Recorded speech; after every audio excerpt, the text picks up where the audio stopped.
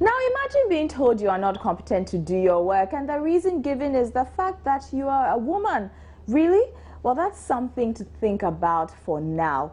Big Brother Nigeria, as you've heard, finally decides we'll be bringing you an update on the elections from the social media perspective as counting continues. The 2015 West African Senior High School Certificate Examination has begun. We bring sights and sounds from some of the examination centers. This is Joy News Interactive and my name is Ifwa Akwa Harrison. Remember, you can catch us on social media. We're on facebook.com/Joy News on TV. You can also find us on Twitter at Joy News on TV or at JN Interactive GH. Send us an email. It's joynewsim@multitvworld.com or send your messages via WhatsApp. The number is 054-010-9009 and we will share your comments with the rest of the world.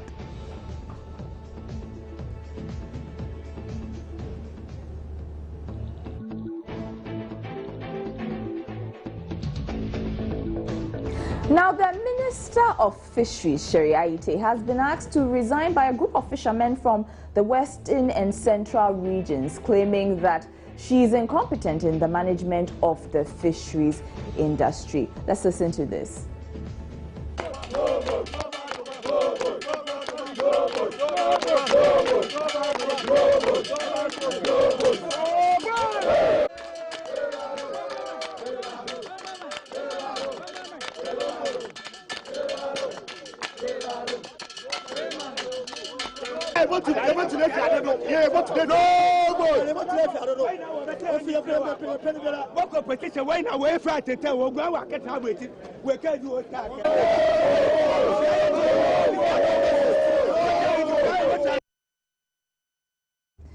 And the group questioned the rationale for allowing a woman to head an industry dominated by men.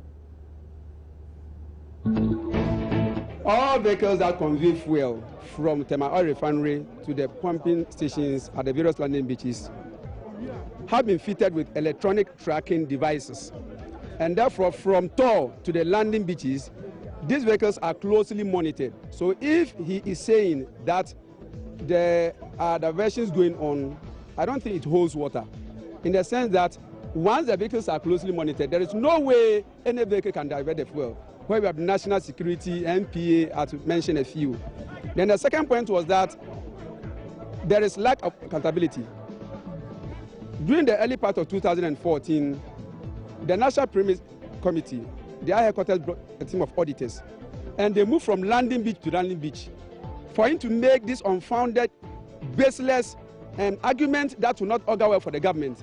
I believe it is about time he moved from one landing beach committee to another to ascertain for himself what really happens. But he should not sit at Cape Coast and be daydreaming. In fact, whatever he's doing now, it is not only going to affect him, but it will affect the fishermen and then the government as well. There were rumors that any man from the time that we read the information on the web, the National Fisheries Committee will be dissolved. And lo and behold, the Minister of Fisheries, Ms. Sheriaite, has carried on to the threat that was earlier on issued by Alote Jacobs. All that we are saying is the three allegations that were raised by Alote Jacobs and his people are baseless, unfounded. In any attempt to remove these people at the national headquarters who have lived with us cordially will spell a great doom for the party. You heard the secretary of the Landing Beach Committee, that's the Nyanya No Landing Beach Committee. Now, after hearing what the fishermen had to say about their minister, this was what Ghanaians said on the streets in response to the fishermen. If only the lady is educated enough, to take that mantle or knows much about the fish industry, or the fishery industry, how it works, how they make money out of it, or let me say, they make money out of it, how they are able to go about the everyday's duty of it. then she can hold that mantle. But if she doesn't know anything about that industry, then she's not supposed to be there. So they must do proper vetting. They must vet her properly to know whether she's really into that business or that industry before they give her the mantle. I don't really agree with that person, because like, what if a woman, can there be a woman who fishes? So it will be okay if a woman is the leader of the fisheries. Like, if she has the adequate knowledge, I think it's best. Those are things that they are just stigmatizing the women. It's not because the person is a woman, because a man too can be empowered and still be acting that way. So I don't think it's because of the person being a female. They are thinking from like men as being their leaders before and they were performing, and when a woman came, she's not performing. So I think it's got nothing to do with gender imbalance or something, but it's just that she didn't perform and they're actually vying for a man. But I don't think it's right. Another woman may come and do better than what the men have been doing. So I just want them to restructure their thinking. I don't think heading the ministry is about going to fishing or something. It's about bringing out policies that will support the administration of the ministry, the Fisheries Ministry. So I don't think that it actually follows logic that any person that will head the Fisheries Ministry should be a man, or even if it's a man, it should be somebody who understands or has gone fishing before. I don't think it's in the right direction. Fishing industry, a woman heading, I don't see anything wrong with that. If you go by it, then it's going to be a sort of discrimination. The thing is, who can bring a change? If it's a woman, it's a man. No one cares. The most important is there's a change and Ghana move forward. That's the most important thing. But if you want the similarity between women, that means a woman cannot offer anything good to the economy. No, men have tried for the many years, no improvement. Let's give it a try to a woman.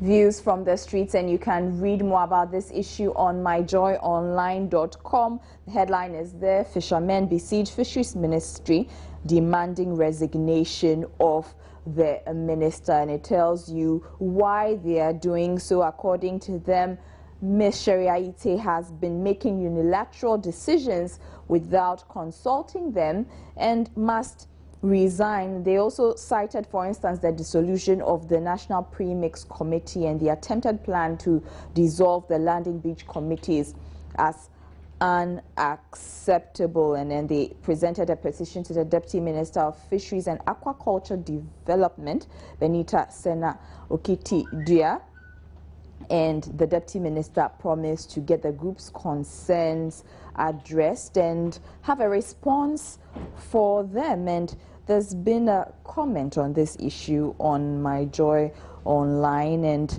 the comment comes from Osman Isaka Gideon. He writes from Tamale University of Development Studies, saying he agrees with the fishermen and demands the resignation of the minister. So that is the news there on that front. Now from Ghana, let's go over to Nigeria to get the latest on the counting of votes after Saturday and Sunday's mammoth elections. Now, preliminary results so far released, not quite clear. Some polls have military leader Muhammadu Buhari as in a commanding lead, but other polls also say it is Mr. Jonathan who has the lead, a marginal lead of 50%.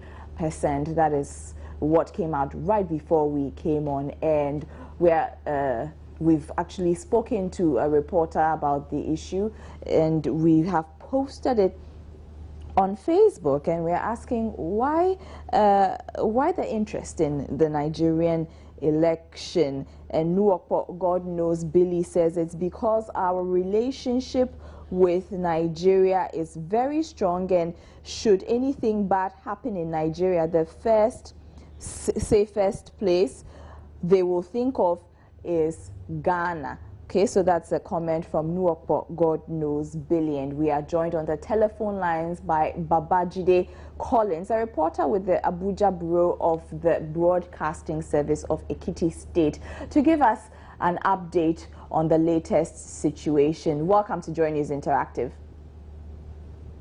Well, good evening. Good evening. Now, how has the mood been during the counting? Well, as expected, the mood is tense. Everybody is serious. Everybody is agitated, especially political stakeholders. It's been a season of permutations and calculations. Looking here and there, will I get figures here? Will I get what I need here? But that has been the situation. In the last 2 or 3 hours or so, the collation has started, and the announcement of results has also started from the state cases. About 9 states so far have been declared. The results from those states have been declared. The pattern adopted by the chairman of the Independent National Electoral Commission was to allow the returning officers from each state to come up at the collation center, that's the International Conference Center, area 10 in Abuja here, to come up and give exactly what transpired in individual states and also give the results. So for now, the incumbent President Goodluck Jonathan is still in the lead. Okay. Though with a very, very narrow margin. Okay. The APC is having like 2.2 million and that's 2.3 million. Okay. Now, Babajide, how long do we have to wait for the final announcement? Well, the chairman of the Independent National Electoral Commission, Professor Atayi Ujega, is trying to be very transparent and painstaking in this process. He wants everybody to see the process as being free and fair enough and credible. So he is trying to take his time, and with that, I think it might run to the early hours of tomorrow. Okay. Because for now, you are taking 9 states. In the next 20 minutes or so, you will be coming up again to take about 18 or 20 states as the results are arriving from the various states and selection centers. So we still look forward till tomorrow to get the final results then?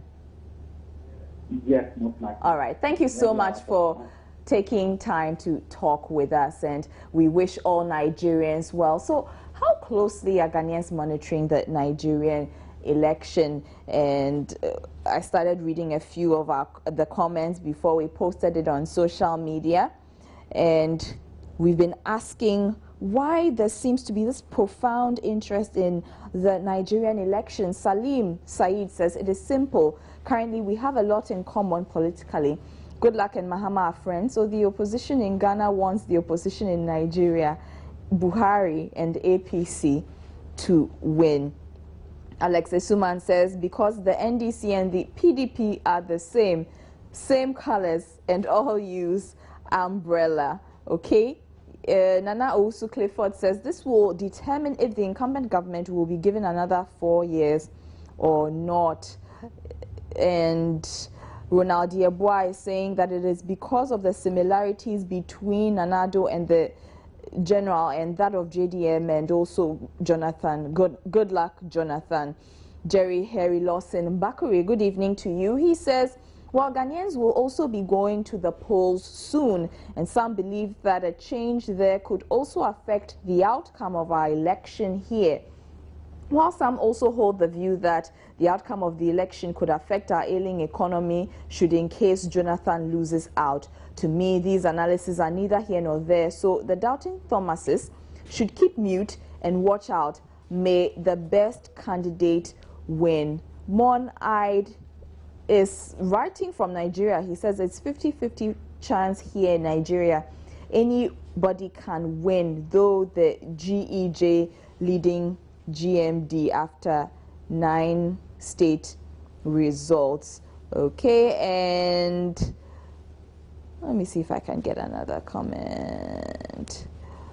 Harry Arden says to Ghanaians, these elections are not just about who wins, but who can restore peace to Nigeria, and also how ours will be in the next 19 months. Let's continue to learn from whatever unfolds as Nigeria decides, because we are not far from this. So that's from Harry Nutifafa Arden. And Kwashi Paul says, I wish them peaceful election. It's only God who crowns a king. Whatever may be, they should accept it and keep Nigeria forward. So these are a few of your comments coming through on social media. Now let's go on to the streets of Accra to get your views.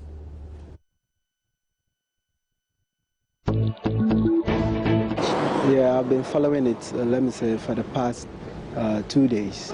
Definitely, Ghanaians would like to know whether they are, let me say, neighbors. Nigeria is the very next neighbor to Ghana. We do well because we have intermarriages and others. We have, let me say, our traditions are almost the same. We speak the same language. So Ghanaians are there, as Nigerians are here too. So definitely we have that relationship. Something to happen in Nigeria, one way or the other would affect us. So basically we have to get involved in what is going on. Because they are not far from us in terms of neighbors. So they think what might happen there probably might have a little effect in Ghana, since we also have our election next year. So probably that's why they also have that interest in their election. And then also I think majority of Nigerians are also in Ghana. So it's like that friendship. That's why maybe people actually are following the Nigerian elections. We are so interested in it because they are our friends first, and then we do have a lot of commercial activities with them. For example, they provide us with the gas to support our electricity in Ghana here. And then if there should be any war or any crisis, that it will affect Ghana's economy so much. Yeah. And let me take this comment on coming through on WhatsApp from Honorable Awudu from Yeji. He says Nigeria could be a serious threat to West Africa should, in case the NEC fails to declare General Abubakar. Okay, that's from Awudu in Yeji. We'll be right back with more.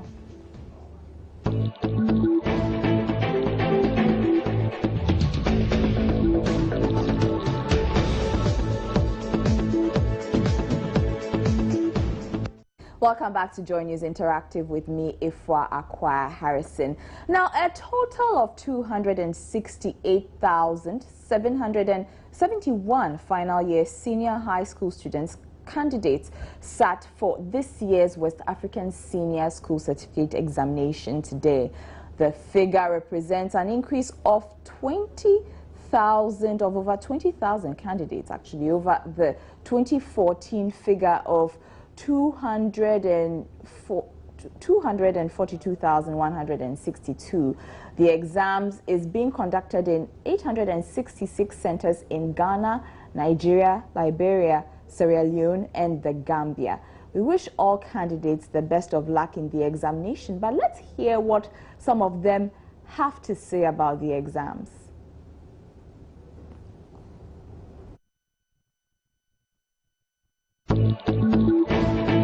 How did you find today's paper? The paper was manageable. It was really cool. Really cool? When you say really cool, what do you mean? It was easy. All the things that they taught us came in, so it was quite well. So you were well prepared for it? Yeah, I was well prepared for it. Did you find any difficulties at all? Oh, not at all. It was cool. It was fine. The hall that you wrote your exams in, how was, the atmosphere like? The atmosphere was conducive. It was cool. Everyone was nice. Tell me, did you find any question difficult or a question that you had not read on? No. I think all the questions we've been taught, so I was able to write something. Yeah. So what grade are you expecting from this paper and an overall grade? Okay, from this paper, I'm expecting A1. And I think I'll be able to catch up with all the rest of the papers.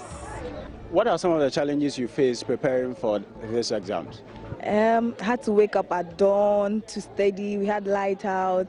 Had to use a candle, and mosquitoes too at my hall. Like, it was so bad. But because of exams, it's my life, so I had to study. Did you encounter any problems in preparing for these exams? Not really, no. I didn't encounter any problem. Tell me about your preparations. How did you prepare for the WASSCE? WASSCE is big. I mean, either you make it or break it. How did you prepare yourself for these exams? Oh, I took my studies seriously and I learned more than I normally do. I had to, burn the midnight candle to make sure I make the right grades. I didn't really have any challenge personally because our lighting system was good. Even though we are having problems with the lighting system as a nation, but this school we didn't really have any problem. But the only thing was, brothers, you need to plan your schedules and everything. So it was. I didn't really have any problem, but it was okay. My colleague Felix Akoyam interacting with some of the WASSCE candidates. Ivy Jamfi joins us now with what's trending.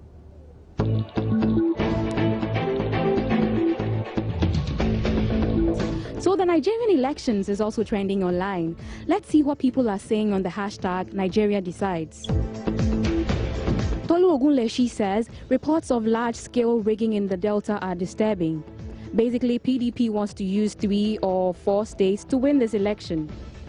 Nenna says, see Nigerians adding 345,342 plus 127,456 plus 253,683 in their heads, like it's 2 plus 2. That's a funny one, Nenna. And Zen magazine says, God bless Nigeria as they decide on a new president today. Never hate anyone. The people deserve peace, progress, and love. That's some support from Zen magazine. Now, Situation Room says, analysis of presidential election results after 8 states. States 1, PDP 3, APC 5. 25% required, PDP 8, APC 7. Now, for those of you who are interested in international trends, South African comedian Trevor Noah is trending. He's taking over the American news satire, The Daily Show, from Jon Stewart. A lot of Americans do not know who he is and frankly seem confused on social media. Now, Chris Hardwick says, congratulations to Trevor Noah. I think he will be fantastic helming at The Daily Show.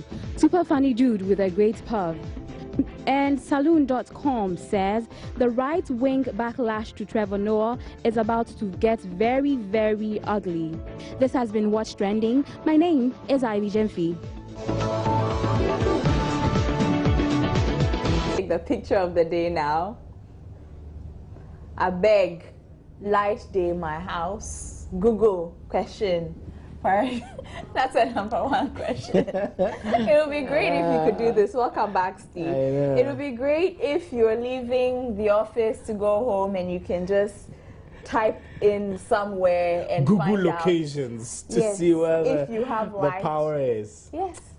It's frustrating. I've had 2 days of lights. My power has been consistent for 2 days. So you're happy. And so I slept very well Saturday and Sunday. I do hope that by the time I get home tonight, I get to enjoy the third day. You get so nervous now when you have lights for more than 24 hours. It's like, okay. So I keep sending my daughter to go to the back, check if the meter is everything all right? Yeah. It's all right. All right. So that's how we wrap up on Joy News Interactive and today's big story, this Monday edition. Yes, Monday edition. Thank you so much for joining us. My name is Stephen Ant. My name is Ifwa Akwa Harrison. Enjoy the rest of our programs. Bye-bye. Bye.